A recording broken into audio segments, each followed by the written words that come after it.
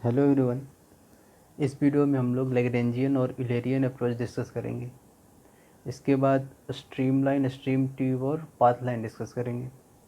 तो स्टार्ट करते हैं सबसे पहले लैग्रेंजियन अप्रोच से।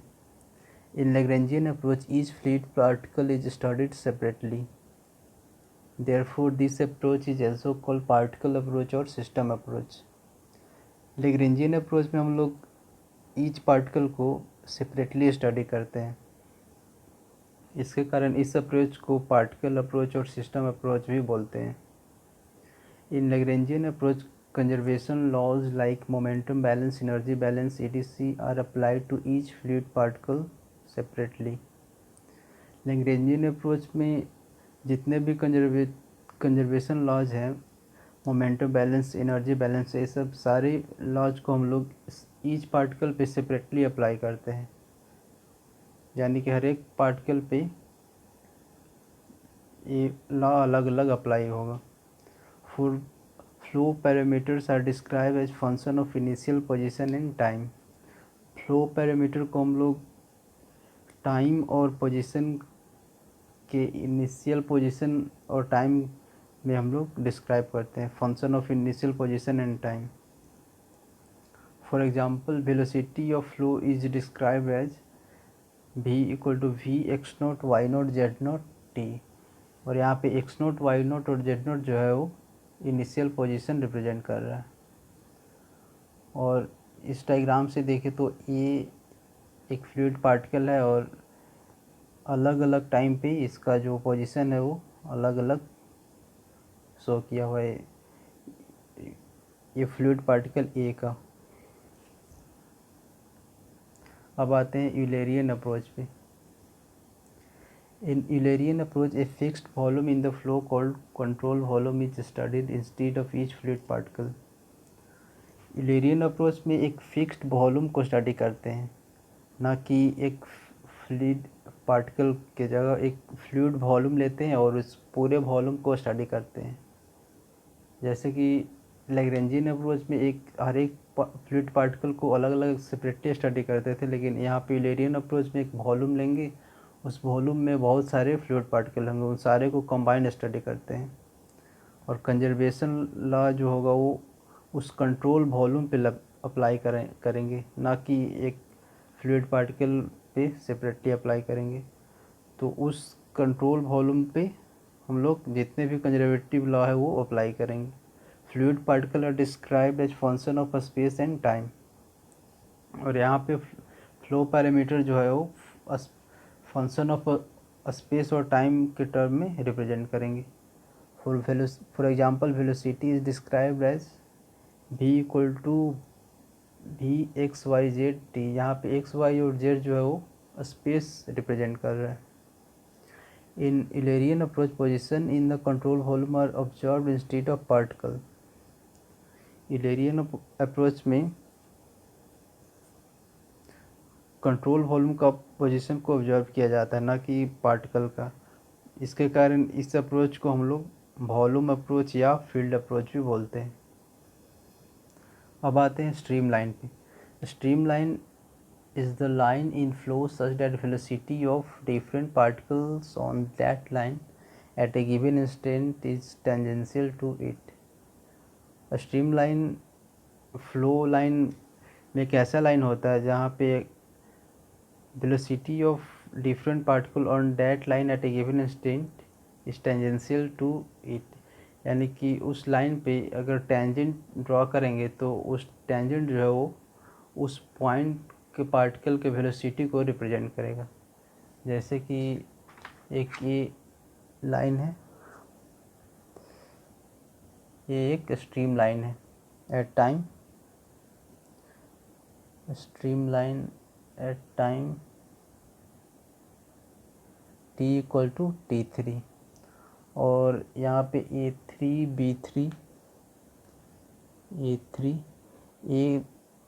ए का पोजीशन है at time t equal to t3 और b का पोजीशन है time t equal to t3 और ये पार्टिकल c का पोजीशन है। तो यहाँ पे अगर इस पॉइंट पे अगर टेंजेंट ड्रॉ करेंगे तो पार्टिकल ए का ए वेलोसिटी को रिप्रेजेंट करेगा, और इस पॉइंट पे टेंजेंट ड्रॉ करेंगे तो पार्टिकल बी का वेलोसिटी ये लाइन रिप्रेजेंट कर रहा है। अगर यहाँ पे टेंजेंट ड्रॉ करेंगे तो ये पार्टिकल सी का वेलोसिटी को रिप्रेजेंट कर रहा है। अब आते हैं equation of a streamline. Equation of a streamline.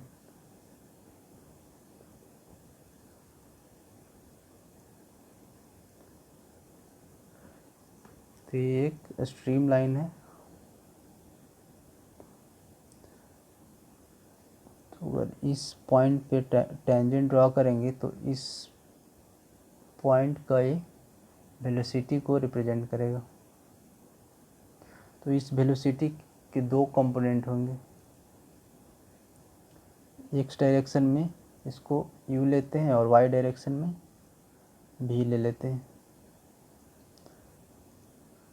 तो ये कैपिटल भी की वेलोसिटी के ये दोनों यू और भी ये कंपोनेंट हो गए। अगर इसके वर्टिकल पोजीशन और हॉरिजॉन्टल पोजीशन को देखें तो ये डिस्टेंस को भी रिप्रेजेंट कर रहा है। तो यहाँ पे एक स्मॉल डिस्टेंस ले लेंगे डी एक्स। एक्स डायरेक्शन में ये एक स्मॉल डिस्टेंस हो गया, और वाई डायरेक्शन में लेंगे तो ये डी वाई। ये वाई डायरेक्शन में एक स्मॉल डिस्टेंस है डी वाई। तो यहाँ से ये जो ट्रायंगल फॉर्म हुआ इस पर सिमिलरिटी अप्लाई करेंगे। From similarity of triangle, from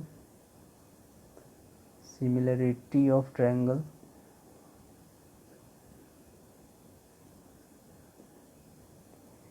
यहाँ से आएगा d x upon u equal to d y upon v small v. और ये हो गया equation of stream line for a 2D flow. Equation of a stream line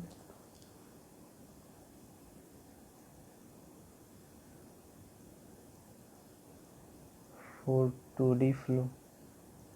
similarly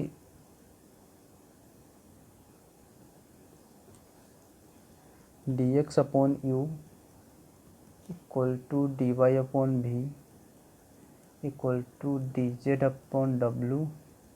ये हो गया equation of a stream line for a 3D flow. Equation of a stream line for 3D flow. अब हम लोग देखते हैं properties of stream line. First property है true stream lines can not intersect each other at a given instant. एक time पे दो stream line कभी भी इंटरसेक्ट नहीं कर सकता है, क्योंकि अगर इस एग्जांपल में देखें यहाँ पे दो स्ट्रीम लाइन शो कर रहा है। ये हो गया S1 और ये हो गया S2 at time t equal to T naught, और ये भी at time t equal to T naught. तो यहाँ पे अगर इस पॉइंट पे देखें तो इसका इस स्ट्रीम लाइन का ये वेलोसिटी इधर आ जाएगा, और इस पे इधर आएगा, जो पॉसिबल नहीं है, क्योंकि एक ही पॉइंट का एक ही टाइम पे दो अलग अलग डायरेक्शन में वेलोसिटी का डायरेक्शन होना ये पॉसिबल नहीं है। तो इसके कारण दो स्ट्रीम लाइन कभी भी इंटरसेक्ट नहीं कर सकता है। At point of intersection, two different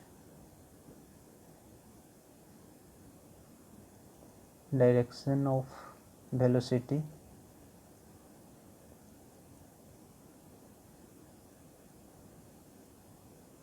are not possible at the same time. Are not possible at same time. अब हम लोग सेकेंड प्रॉपर्टी डिस्कस करते हैं।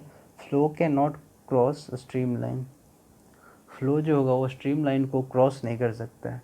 In other words, discharge between two streamline always remains same. Therefore, streamline behave similar to the physical boundary. यहाँ पे एक stream line है, तो इस स्ट्रीम लाइन पे इसके नॉर्मल जो होगा, इस स्ट्रीम लाइन की नॉर्मल वेलोसिटी 0 होगा। इसके कारण इस स्ट्रीम लाइन से फ्लो कभी भी क्रॉस नहीं कर सकता है, यानी कि इसके परपेंडिकुलर डायरेक्शन में जो क्यू होगा वो 0 होगा। और इसके कारण stream line behave similar to the physical boundary. और एक स्ट्रीम लाइन फिजिकल बाउंड्री की तरह भी बिहेव करता है, यानी कि अगर फिजिकल बाउंड्री कोई भी ट्यूब ये सब ले लें तो वो जैसा बिहेव करेगा वैसा ही स्ट्रीम लाइन भी बिहेव करता है। और हर एक पॉइंट पे दो स्ट्रीम लाइन के बीच में जो डिस्चार्ज होगा वो सेम होगा। Discharge between two stream line always remain same. अब स्ट्रीम ट्यूब देखते हैं। When stream lines are drawn from each point in closed loop in the flow, then the tube obtained is called stream tube. एक close loop से अगर हम लोग stream line draw करेंगे तो एक फ्लो में तो एक ट्यूब फॉर्म होगा, और इस ट्यूब को हम लोग स्ट्रीम ट्यूब बोलेंगे। The stream tube behave similar to the physical tube because discharge can not cross surface of the stream tube. और स्ट्रीम ट्यूब जो होगा वो फिजिकल ट्यूब की तरफ ही बिहेव करेगा, क्योंकि उससे एक स्ट्रीम ट्यूब से भी फ्लो कभी क्रॉस नहीं कर सकता है। यानी जैसे एक पाइप लेंगे और उससे फ्लो क्रॉस नहीं करेगा, उसी तरह स्ट्रीम ट्यूब से भी फ्लो कभी क्रॉस नहीं कर सकता है। अब देखते हैं path line. Path followed by a fluid particle over a period of time is called path line. It represents footprint or time history of the fluid particle. एक फ्लूइड पार्टिकल के द्वारा path followed over a period of time, उसको हम लोग path line बोलते हैं।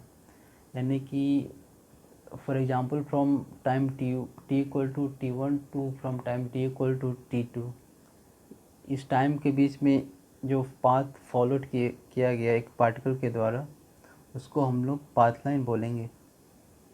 It represents footprint और time history of the fluid particle. और ये फुटप्रिंट या टाइम हिस्ट्री उस फ्लूइड पार्टिकल का रिप्रेजेंट करता है। Two path lines can intersect each other because at point of intersection two different particle can be present at different time. और यहाँ पे देखिए तो ये दो पाथ लाइन शो कर रहा है। ये पाथ लाइन पार्टिकल ए का है और ये पाथ लाइन पार्टिकल बी का है। तो दो पाथ लाइन इंटरसेक्ट कर सकता है, क्योंकि अलग अलग टाइम पे अलग अलग पार्टिकल एक ही पॉइंट पे प्रेजेंट हो सकता है अलग अलग टाइम पे। तो इसके कारण दो path line can intersect each other. अब देखते हैं इक्वेशन ऑफ पाथ लाइन। तो पाथ लाइन का इक्वेशन है u equal to dx upon dt और v होगा dy अपॉन dt। ये दोनों ordinary differential equation of path line है। Ordinary differential equation of path line. यहाँ से x को लिख सकते हैं u dt प्लस c1 और y हो जाएगा integration of v dt plus c2। ये दोनों फंक्शन ऑफ टाइम है और ये दोनों पाथ लाइन का इक्वेशन हो गया।